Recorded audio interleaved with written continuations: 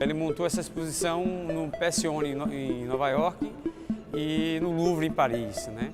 Então, a gente está montando aqui, a ideia é a gente dar um suporte para que essa exposição não fique sem dever nada às montagens de lá, né? A própria arte contemporânea, né? Ela produz essa demanda de se conceber um espaço pensando a figura, pensando o espaço, né? Não é só simplesmente chegar e colocar o quadro na parede.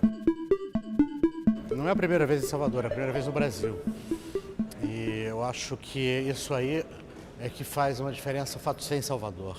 Acho que o fato dessa peça ser em Salvador me interessa por dois motivos. Primeiro, porque aqui se criaram condições ótimas, condições excelentes de apresentar a peça.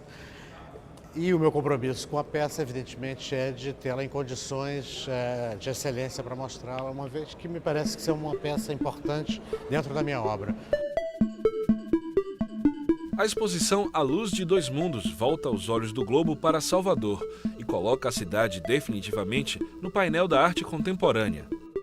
A gente acaba trazendo grandes referências, grandes artistas, justamente no intuito de renovar o público, de trazer para as pessoas algo que realmente hoje está sendo visto em todos os locais, que é a referência da arte contemporânea hoje. E que esse referencial realmente mude não só o trabalho dos artistas locais, não só interfira na produção local, mas também interfira no olhar que as pessoas comuns e as pessoas que vêm assistir exposições têm sobre a arte. A suntuosa instalação feita com toneladas de bronze, aço e ouro se agiganta diante do público. A estética de Tunga é universal. O artista cria a partir de réplicas de esculturas de antigas civilizações, misturando passado e presente, figuras humanas e esqueletos, arte, política e história.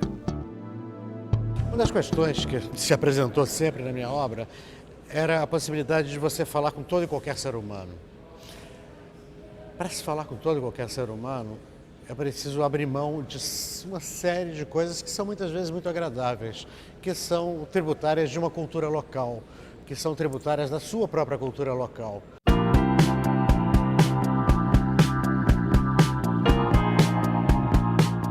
É uma escultura que é também ao mesmo tempo uma instalação. Você pode circular no meio da escultura. E alguns elementos que permanecem no trabalho de Tunga, como as linhas, as tranças, e há uma influência barroca muito forte que acompanha o trabalho dos artistas do Nordeste. Bacana ver retratado na obra de Tunga um dos aspectos que eu acho importante, que é a pilhagem das obras de arte por determinadas civilizações, né? Essas cabeças jogadas aí ao chão, em tensão, em balanço, com todo o prejuízo e a carnificina que foi produzida, né, pela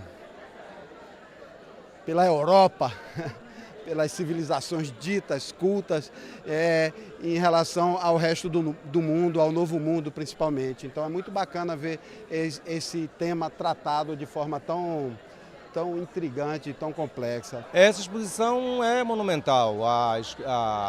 O trabalho que ele apresenta na sala principal, na nave principal da sala, é extraordinária. E ele tem uma coisa muito interessante, ele instiga o espectador, ele busca mexer com a imaginação. Eu acho que ele é um artista completo.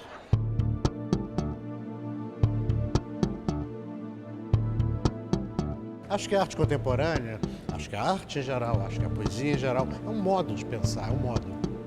A gente pensa de um jeito para parar no sinal ou para não cair no buraco quando está andando. E a gente pensa de outro jeito quando a gente sonha. A gente pensa de outro jeito quando a gente pensa a poesia. Talvez mais próximo até do sonho. É outra lógica, é outra construção. Tão rigorosa quanto, tão construção quanto. A gente lidar com energias é um modo da gente construir também. Assim como a gente constrói o discurso da razão, a gente constrói esse discurso da sensibilidade, do falar com o que está mais além. É uma construção.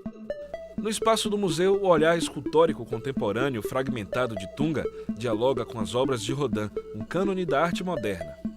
Quer dizer, o primeiro momento, erguendo uma obra dessa num espaço desse, é dizer, poxa, que excelência, né? Você lidar com um diálogo de uma arte contemporânea com arquitetura contemporânea de grande qualidade. Esse é um espaço de grande qualidade arquitetônico e que está assentado, né, no pátio de um lugar depositário de grande arte moderna. Grande arte moderna que tem uma característica muito especial. O Rodin fez reaparecer a alma dentro da escultura.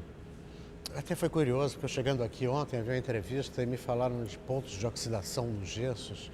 E eu tinha acabado de escrever, até para uma entrevista, falando da imersão, da saída, de como uma alma da escultura sai pela escultura. E parecia que aquele óxido de ferro evocava um santo que estava dentro e que só saiu em Salvador através da ferragem que fez o gesso transpirar aquele óxido.